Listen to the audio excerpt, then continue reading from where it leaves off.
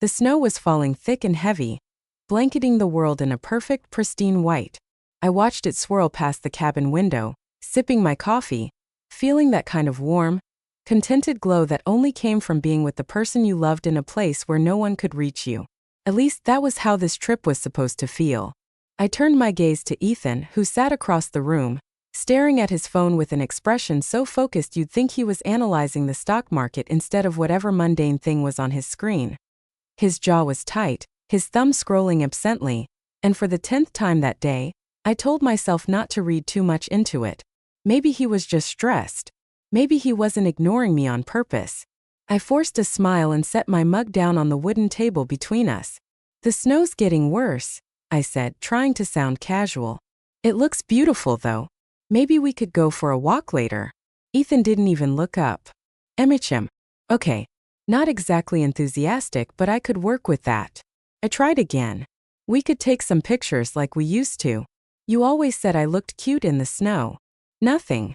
Just another nod, another distracted murmur that might have been agreement, or might have just been an automatic response to get me to stop talking. I swallowed, pushing down the ache in my chest.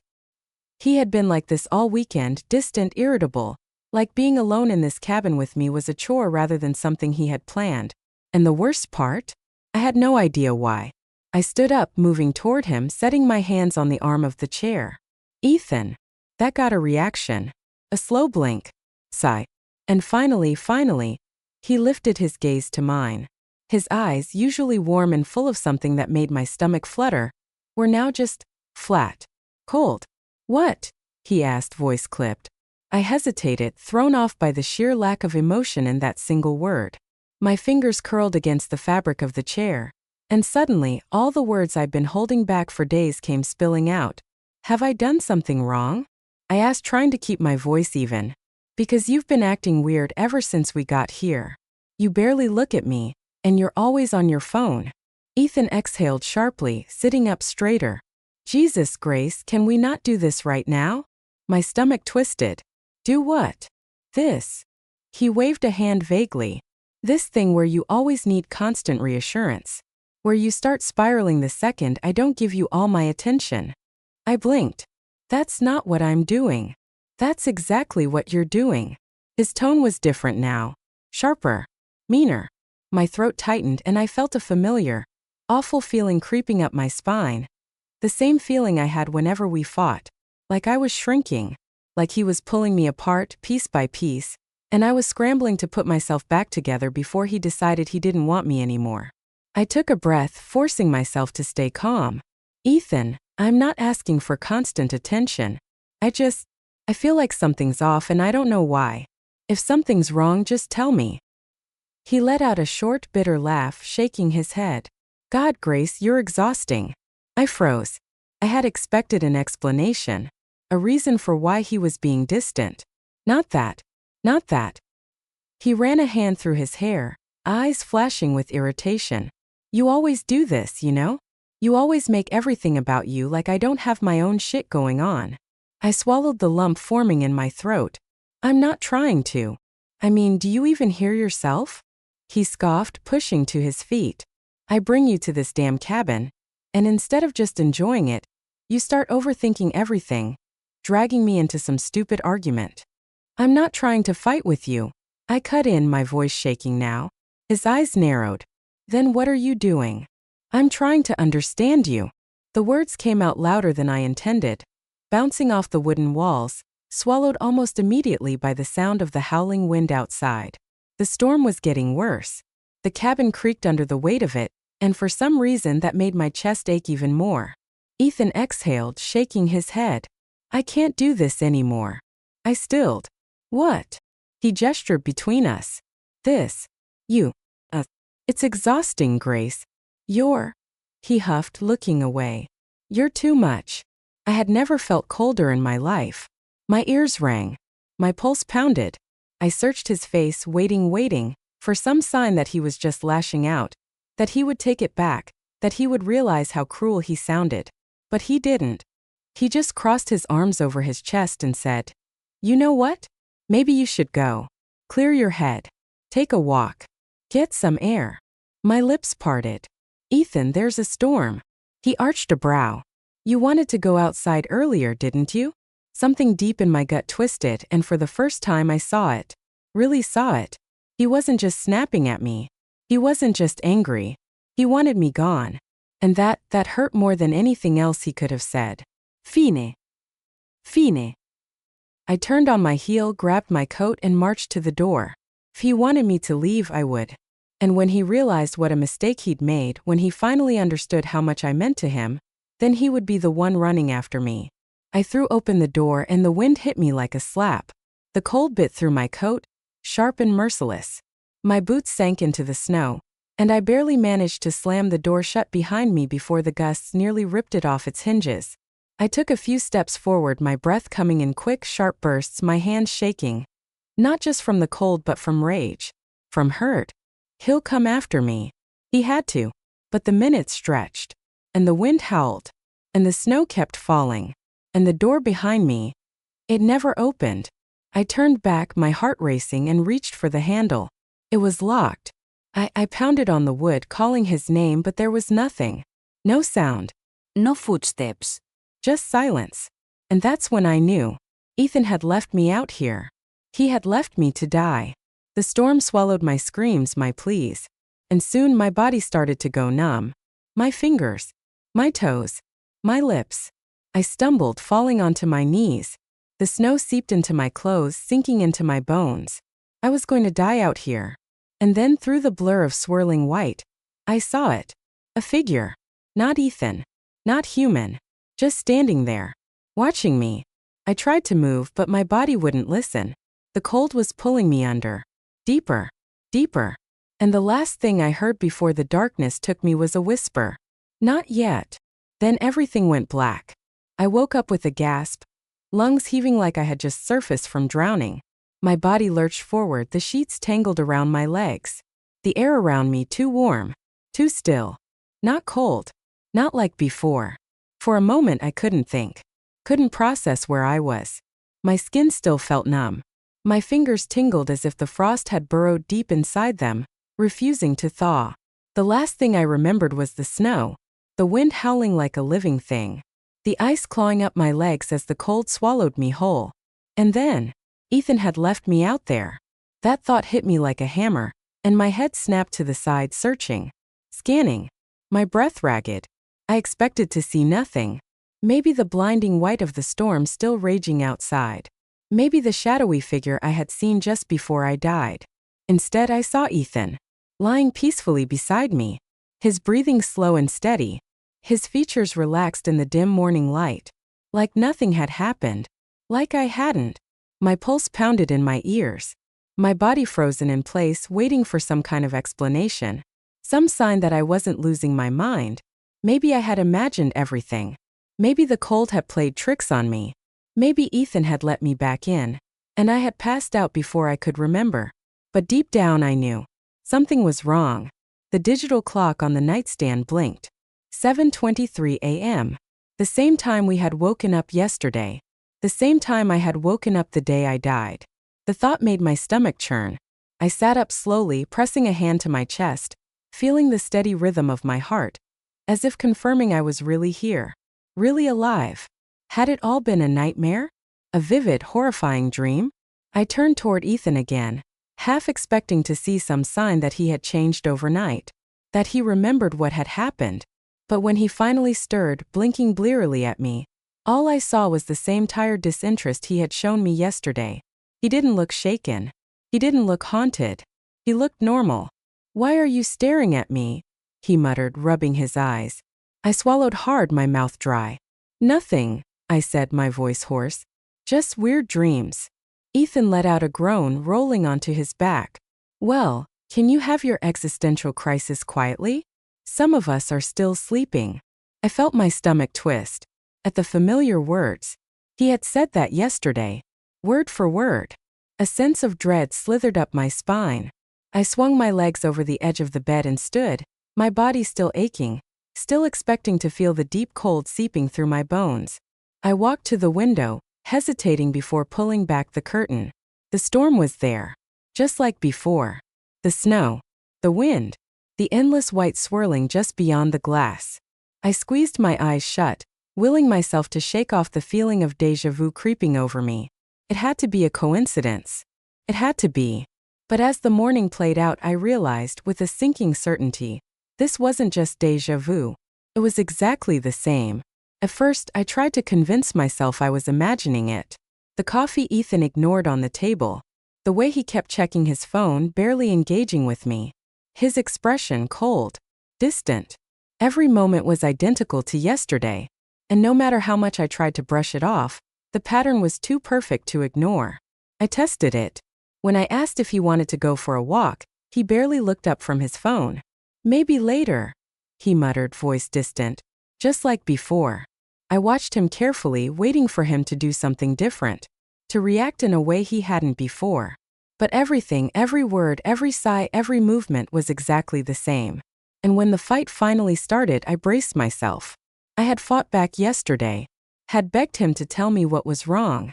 This time I tried something different. I didn't fight at all. I nodded at his frustration.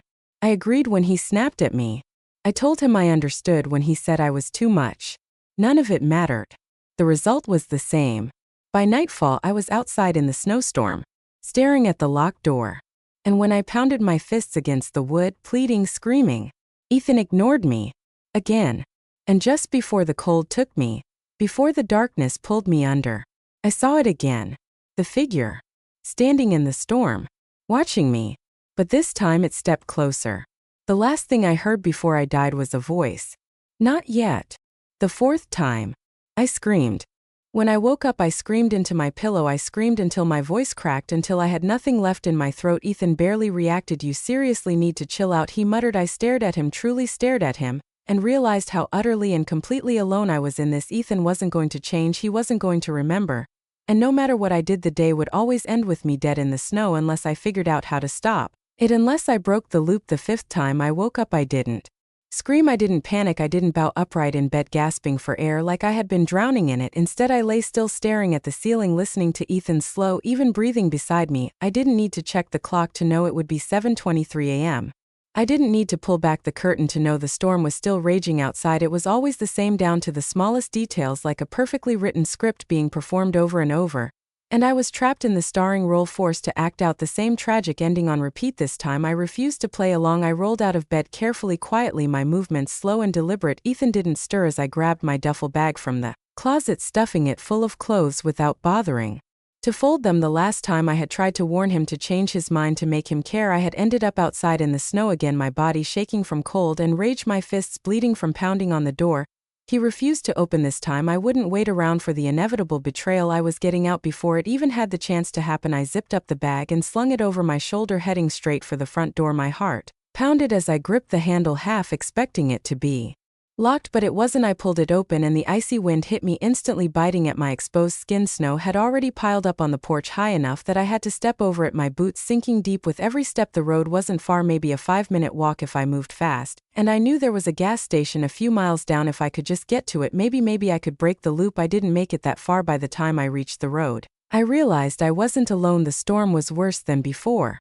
The wind so strong I could barely keep my balance, snow whipping against my face hard enough to sting, but through the thick white haze something moved, a figure barely visible standing at the edge of the trees. It was tall, its shape wrong, shifting like it was flickering between being solid and being made of the storm itself. I took a step back, my stomach twisted, my breath came out in harsh, uneven gasps. I didn't know why, but I knew that if I got any closer, if I tried to leave, it wouldn't let me. And I was right. The moment I stepped toward the road, the wind howled louder than before, and suddenly I was falling. The ground beneath me had disappeared. I barely had time to scream before the snow swallowed me whole, dragging me down into an endless, suffocating cold. When I woke up, I was back in bed. 7:23 a.m. The next time I refused to go outside. I locked every door. I pulled the curtain shut. I turned up the heat as high as it would go and waited. If the storm wanted me dead, it would have to come inside to get me. At first it seemed like it was working. Ethan was just as indifferent as always, glued to his phone, only vaguely acknowledging me. When I passed through the room, I ignored him. I ignored the way he sighed when I tried to talk to him, the way his jaw tightened when I reached for his hand. It didn't matter. I just had to survive the night. But then sometime around midnight the power cut out. The cabin went completely dark, the heater shutting off with a dying war. I Sat up in bed, my breath already coming out in visible puffs, the temperature dropping too fast too suddenly. I reached for my phone, my fingers trembling, but the screen flickered and went black before I could unlock it. Then I heard it. The wind wasn't just outside anymore, it was inside the cabin, rushing through the walls, creeping under the door, curling around my ankles like fingers made of ice. I clutched the blankets around me, my body shaking, but it wasn't enough. Within minutes I was freezing to death. I tried to move to call out for Ethan, but my lips wouldn't part, my body wouldn't listen. It was as if something had pressed down on my chest, holding me in place as the cold crept up my spine, sinking its claws into my ribs. The wind whispered in my ears, something just out of reach, something I wasn't meant to understand. Then the darkness took me. I woke up at 7:23 am. The next loop, I tried something even riskier. I tried to fix things with Ethan. I didn't push him, I didn't start a fight. I smiled at him, touched his arm, laughed at his jokes even when they weren't funny. I told him I loved him, that I was grateful for this trip, that I wanted to make things work. I watched his reactions carefully, listened for any shift in his tone, any hesitation. And for a brief fleeting moment I thought it was working. He smiled back, he kissed my forehead, he told me I was sweet, that he was glad we were here together. And then as night fell he still locked the door. I pounded on it, I screamed for him, begged him to let me in. His voice was muffled, but I heard it. You're always so needy, Grace. And then silence. I sank to my knees, my hands going numb against the wooden door, my throat raw from shouting. And as the cold wrapped around me again, as my vision blurred, I saw it, the figure standing closer, this time watching, waiting. And as I took my last breath, I finally understood. The storm wasn't just killing me, it was testing me. The last time I snapped, I stabbed Ethan in the throat with a kitchen knife. Before he could send me outside, the moment the blade slid in, the moment his eyes went wide, I felt nothing, no satisfaction, no triumph, just a deep hollow kind of emptiness. The blood soaked his shirt, his hands clutching at the wound as he gasped out something I couldn't hear. And then before his body even hit the floor, I woke up. 7:23 am. No matter what I did, I still died. No matter how I fought, no matter how I ran, no matter what choices I made, the ending was always the same. The cold would take me. The storm would pull me under, and the figure in the snow would watch it happen. But now I knew something else. It wasn't just killing me for fun, it wanted something.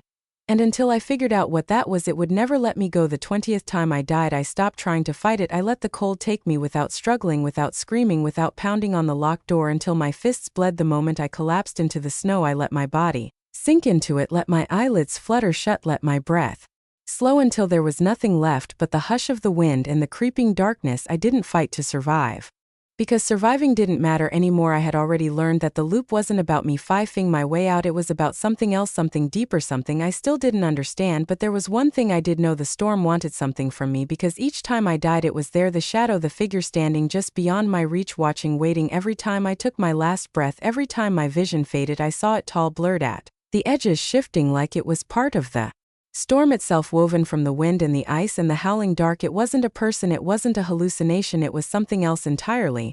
And if I was ever going to break free, I had to stop running from it. The next time the loop restarted, I woke up with a single thought in my head: watch the storm. I stopped trying to change things with Ethan. I didn't try to leave early, I didn't try to manipulate him into loving me again, I didn't even try to survive the night. I simply observed. I paid attention to everything: the way the wind rattled the cabin at night, the way the cold seeped in no matter how high I turned up the heat, the way the snowstorm never seemed to lessen, never seemed to end. It wasn't a normal storm, it wasn't even a real storm, it was alive, it moved with intent, it shifted when I did, adapting, responding to every action, every attempt I made to escape it. It was playing a game with me, and it was winning. So I waited when the inevitable came, when Ethan locked the door, when I was cast out into the freezing dark, when the cold began to creep into my bones. I didn't fight it, I walked forward, not toward the cabin, not toward safety, but toward the figure. It was there waiting for me, just like it always was, and this time I didn't stop moving. The closer I got, the harder it became to breathe. The wind wasn't just wind anymore, it was a force, a presence pressing against me, pushing me back, but I kept going, my legs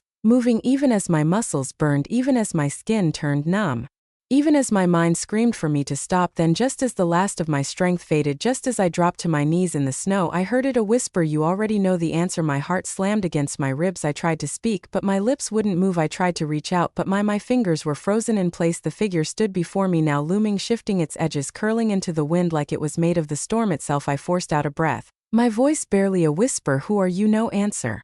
The storm roared, swallowing my words, the cold sinking deeper, deeper.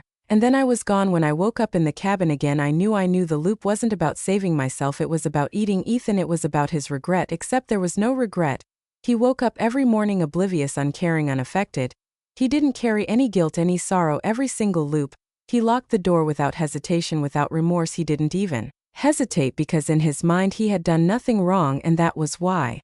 I was trapped. That was why I kept dying, because until he felt what I had felt, until he truly understood what he had done, the storm wouldn't let me go. The next few loops were different. I didn't fight Ethan, I didn't try to argue, didn't beg for his attention, didn't try to change the inevitable. Instead I started planting seeds. I started watching for hesitation. The first time I let the day play out normally, but right before he locked the door I whispered, "You'll regret this." The second time I waited until the fight started and simply said, "Ethan, does this feel right to you?" The third time I didn't say anything at all. I just stared at him, silent, watching, waiting.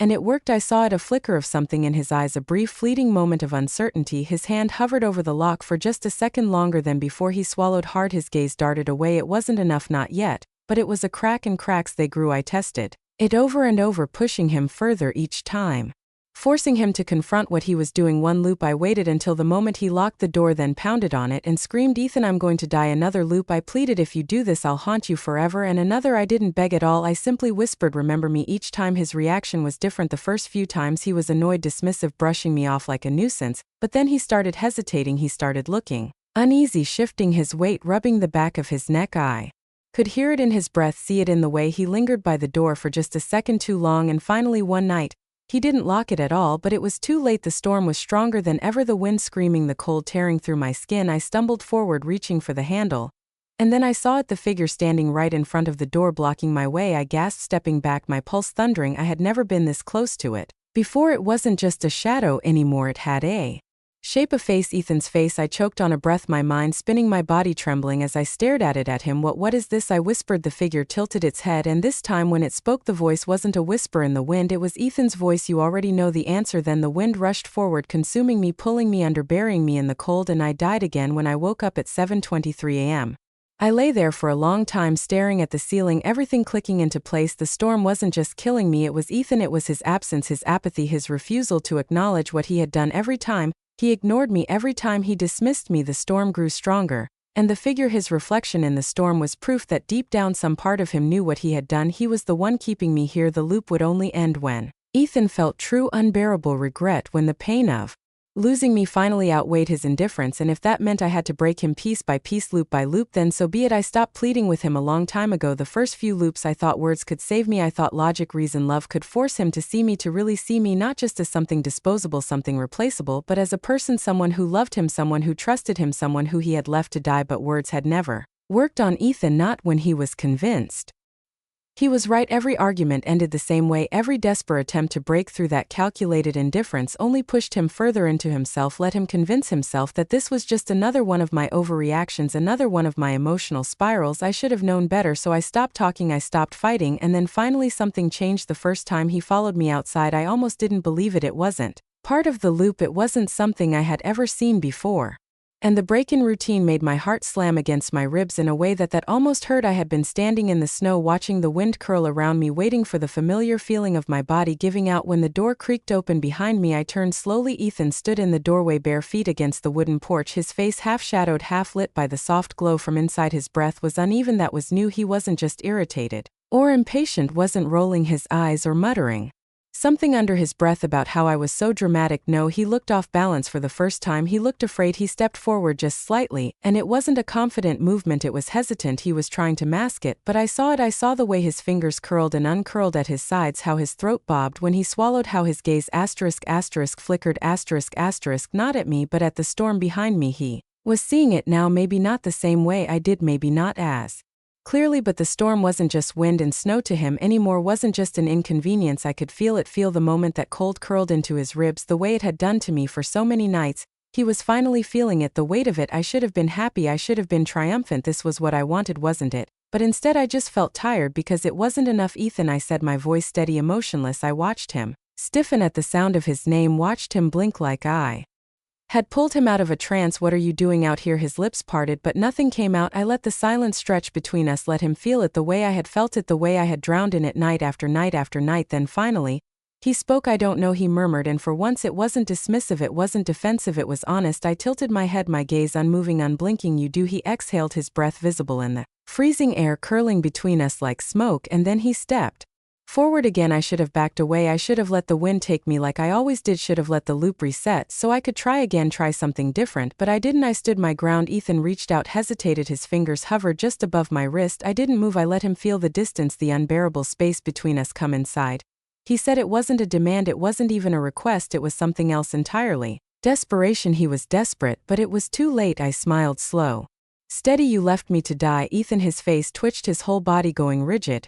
And now, I continued, voice almost gentle, you will live with it. Something flickered in his eyes, something almost human. He reached for me. The wind took me first. The moment the cold wrapped around me, I felt the weight of it, the familiar pressure in my lungs, the way my limbs turned numb before I even hit the ground. But for once I wasn't focused on the pain, I was focused on Ethan. He wasn't just standing there this time, he wasn't just watching, he was running toward me. His mouth was moving, but I couldn't hear him anymore. The wind screamed, the snow curling around my vision, the world fading, fading, fading. But before the dark took me, before the storm swallowed me whole, I heard it, his voice screaming my name, and for the first time I knew he was afraid. I woke up at 7:23 a.m., but this time something was different. The air felt heavier, like the loop itself had shifted, like the rules were no longer as solid as before. I turned my head to look at Ethan, expecting the same routine, the same apathetic sigh, the same groggy irritation. Instead, I found him already awake, sitting up watching me, and in his eyes I saw it, the first sliver of real, actual regret, not just confusion, not just annoyance, regret that the loop had changed because he had changed. I didn't know what that meant yet. I didn't know if it meant I was closer to escaping or if it meant that the loop would twist and shift to hold me here longer, to take something else from me. But I knew one thing for certain, he was breaking, and soon he would have to feel everything I had felt, every ounce of terror, every shivering breath, every heartbeat slowing in the dark, and then only then would I finally be free. He was sitting up in bed, arms resting against his knees, staring at the wall with a blank, unfocused expression. His breathing was uneven, his jaw clenched tight, his fingers digging into his thighs like he was trying to ground himself. It took him a long moment to notice I was awake. When he finally turned his head, I braced myself for the usual irritation, the sigh of exhaustion, the "what are you looking at?" dismissal. But it didn't come. Instead, his eyes flickered with something close to fear, not quite awareness, not quite recognition, but something dangerous. He shifted, rubbing a hand down his face before muttering, "Weird dreams." I stilled, my blood turned cold. Ethan didn't dream, at least he had never mentioned them before, never woken up like this, never looked like something was pressing into his mind, refusing to leave. And if he was dreaming, that meant the loop was starting to leak into to him. I had never gotten this far before. I sat up, careful not to move too suddenly, not to shatter whatever fragile thread was unraveling inside of him. "What kind of dreams?" I asked, voice even measured. Ethan hesitated. That hesitation was everything. "Nothing," he muttered, pushing off the bed, moving toward the bathroom like he could shake off whatever was clinging to him. He was lying. I knew he was lying.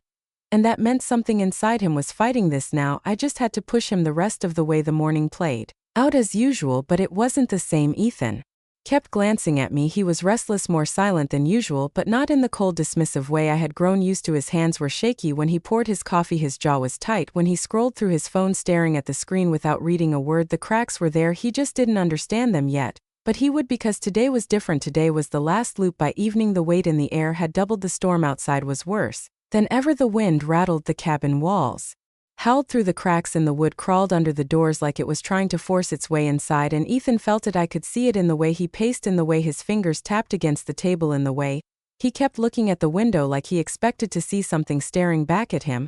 He didn't understand why, but he was afraid it was working. So when the fight started, when I made sure it started, I watched him closely. I let my words come sharp, biting, carefully controlled. I let him snap back, let him think he was winning, let him push the conversation in the direction it always went, and then at the final moment I switched the script. Instead of street storming outside like I always had, instead of playing my part, one turned away, I moved towards the door, toward the danger of the storm, like I had finally given up. And Ethan, he hesitated. He stood there frozen, watching me, his fingers twitching like he wasn't sure whether to let me go or stop me. For the first time he was choosing, and that hesitation changed everything. The storm roared louder than it ever had before. I was still inside when the power cut out, the heater died, the lights flickered, then went dark. The entire cabin plunged into silence except for the wind outside. No, not just outside, inside. I could feel it curling around my ankles, slipping through the walls, whispering between the floorboards like a living thing. And Ethan, he was panicking. I heard his footsteps before I saw him, heard the way they were uneven, rushed.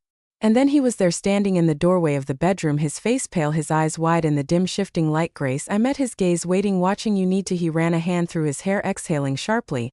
"You need to tell me what's happening." I tilted my head. "What do you mean?" "You know what I mean." He took a step forward, his voice rising, his breathing fast, unsteady. "Something's wrong. This storm, this whole night, it's not normal." I smiled. He was breaking. "Finally, you're remembering." I murmured Ethan's face twisted. What, you don't understand it yet, I continued, but you're starting to feel it, aren't you? The weight of it, the pieces that don't fit. His jaw clenched. He didn't want to admit it, but I saw it. He was remembering me. He was remembering the storm. He was remembering every single time he let me die. Then for the first time he begged. He grabbed my wrist, not rough, not forceful, but desperate. Don't go outside, he whispered. I stilled. The words hung between us, the wind howling through the cabin, the figure in the snow waiting just beyond the door. He had never said that before. I could feel it shifting around me, the loop shaking, distorting, unraveling. And that's when I knew I had won. I pulled away from him, stepping backward toward the door. Ethan's breath hitched, his entire body tensing. I smiled, then I turned and walked outside. The storm swallowed me instantly, but this time Ethan followed. He ran after me, barefoot in the snow, his voice breaking as he screamed my name. He reached for me, he caught my wrist, he held on, but it wasn't enough. The wind tore us apart, pulling me deeper, farther. The figure in the snow standing between us, watching, waiting. I didn't fight it, I let it take me, and for the first time I wasn't afraid, because I knew what would happen next. Ethan would remember, and he would live with it for the rest of his miserable, broken life. The wind should have hurt, it should have burned against my skin, the cold seeping into my bones like it always did, turning my blood to ice, slowing my breath until it stopped altogether. Every time before it had been the same, the storm taking me, consuming me, dragging me into the darkness where my body would finally give up. Every time before I had fought against it or accepted it, waiting for the loop to restart, waiting to wake up in that same cursed cabin with the same cursed man who never remembered what he had done. But this time it wasn't cold. The wind curled around me, but it didn't bite. The snow swirled beneath my feet, but it didn't pull me under. The air was sharp, crisp, fresh, alive, not suffocating, not heavy with the weight of inevitability. And that's how I knew I had broken the loop. It was over. I took another step forward, and the cabin behind me didn't try to call me back. I didn't hear Ethan's voice chasing after me, didn't feel his hand wrapping around my wrist, didn't see him barreling through the snow in a last-ditch effort to stop me. He wasn't coming this time, because he had already lost, and now he had to live with it. The wind shifted, curling around me, moving ahead, parting the thick curtain of white as if guiding me forward, and standing there waiting for me like always was the shadow. But this time I wasn't afraid. I met its gaze, or what I assumed was its gaze, steady, unblinking, unwavering. It didn't move, it didn't flicker or shift or dissolve into the air like smoke. It was still now, solid, real. It wasn't just a watcher anymore, it was something more, something final. I took another step closer, my breath steady. My fingers weren't numb, my toes weren't tingling with frostbite, my lungs weren't filled with the sharp ache of freezing air. For the first time in what felt like eternity, I wasn't dying. The shadow tilted its head, and when it spoke I understood the words. His regret has come, but it is too late. And just like that it was gone. The wind stopped, the snow stilled, and I fell, not into the storm, not into death, but into something else entirely. I woke up for real this time, not in the cabin, not in the loop. I woke up in a hospital bed. My body felt heavy, like I had been asleep for days, weeks. There was a steady beep, beep, beep to my left, the rhythmic hum of machines keeping track of my vitals. The air smelled sterile, sharp with disinfectant. My mouth was dry, my limbs sore, my skin burning, as if I had been left out in the cold for too long, because I had been for so many nights. I had frozen to death over and over again, but my body, my real body, had only gone through it once. I blinked. Slowly my vision adjusted to the bright fluorescent lights, my ears picking up the faint hum of voices outside the room. I was alive, I was free, the loop was gone, the storm had let me go, and Ethan was nowhere to be found. Ethan never recovered, not really. He left that cabin a different man than the one who had walked into it.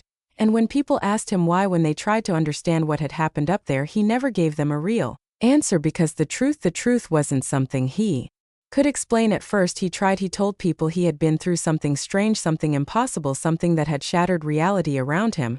But the more he talked, the more people looked at him like he was insane. They called him delusional. They told him he was confused, that he had suffered trauma from losing me. And when he tried to insist that I had been there with him, that I had died over and over, that I had walked into the storm and appeared before his eyes, they called him a liar. But he knew, because it never left him. The storm, it followed him. He woke up in the middle of the night, his skin cold and clammy, his breath coming in short gasps, his ears still ringing with the sound of the wind howling outside his window. He started seeing me in places. I wasn't a reflection in a shop window, a figure on the other side of the street, a voice in the wind when no one else was around. And it got worse, the nightmares, the dreams, where he was the one trapped in the storm, pounding on a door that wouldn't open, screaming for someone to save him, and no one did. 1 year later, Ethan returned to the cabin.